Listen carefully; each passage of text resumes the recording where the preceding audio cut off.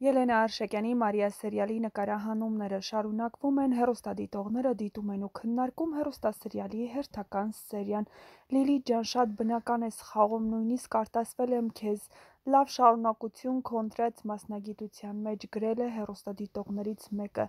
Լիլիթն այնքան կնստի մոր կողքը, մինչև իմանա Ռաֆն ինչ ա արել ու վռազ հայտնի Աբուլին, որ գաղտնիքը բացվի, էլ մոր կողքը չի նստի։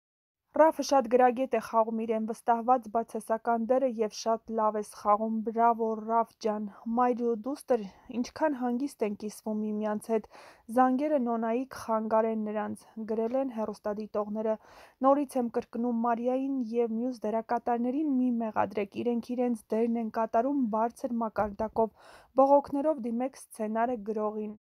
Այս սերիալը ցույց ա տալիս, որ Դավիթի ու Աբուլի նման երեխեքը, որոնք համարյա առանց ծնող են մեծացել, ինչքան դաստիարակված են,